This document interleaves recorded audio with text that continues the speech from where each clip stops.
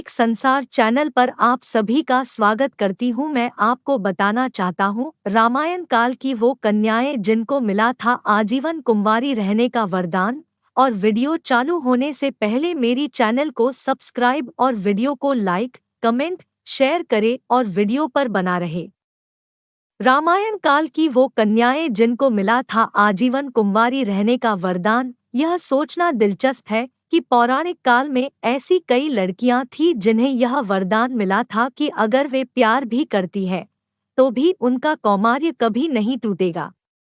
लेकिन यह सोचना दिलचस्प है कि किस लड़कियों को इतना बड़ा वरदान मिला और क्यों यह अटकलों का विषय है।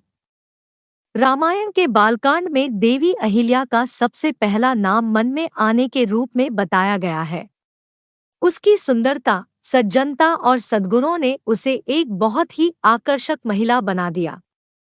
ऋषि गौतम उनके पति थे। जब वे जंगल में रहते थे तब उन्होंने अपनी तपस्या की और ध्यान किया। शास्त्रों के अनुसार देवराज इंद्र ने अहिल्या के पति को तब धोखा दिया जब वह उससे प्रेम करने के लिए उससे दूर थी। हालांकि ऋषि गौतम एक बार फिर आश्रम लौट आए जब उन्होंने महसूस किया कि यह अभी भी रात थी और सुबह होने का समय था। सौभाग्य से इंद्रदेव अपने आश्रम से बाहर आ रहे थे जब ऋषि उसके पास पहुंचे। देवेंद्र को पहचान कर वह मुस्कुराया। इंद्रदेव और देवी अहिल्या को देवराज इंद्र द्वारा किए गए दुष्कर्म के बारे में जानने के बाद क्रोधित होने के बाद ऋषि ने श्राप दिया था। देवी अहिल्या के क्षमा याचना करने पर गौतम ऋषि ने कहा कि तुम यहाँ चट्टान के रूप में निवास करोगे क्योंकि इसमें मेरा कोई दोष नहीं है। त्रेतायुग में भगवान विष्णु का स्पर्श एक बार फिर आपको बचाएगा जब राम विष्णु का अवतार लेंगे।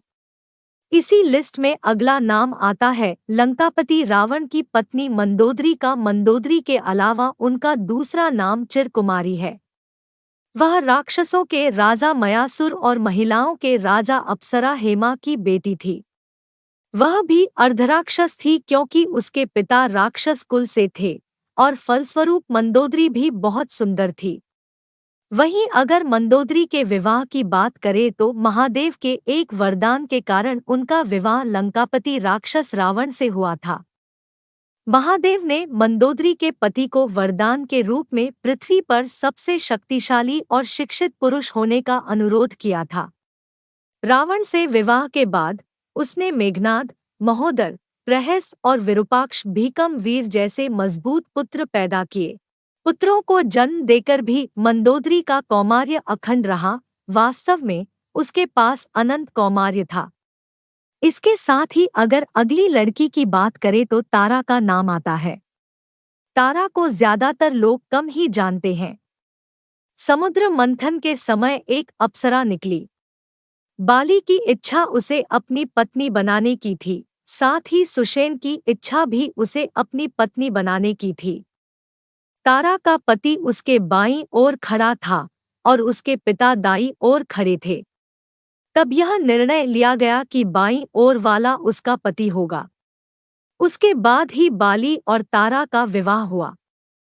बाली के भाई सुग्रीव द्वारा बाली को मारने के बाद उसकी पत्नी तारा को बहुत दुख हुआ। जब तारा को पता चला कि बाली छल से मारा गया है तो उसने श्री राम को श्राप देते हुए एक श्राप दे दिया। श्राप मिलने के तुरंत बाद भगवान राम की पत्नी सीता की मृत्यु हो जाएगी।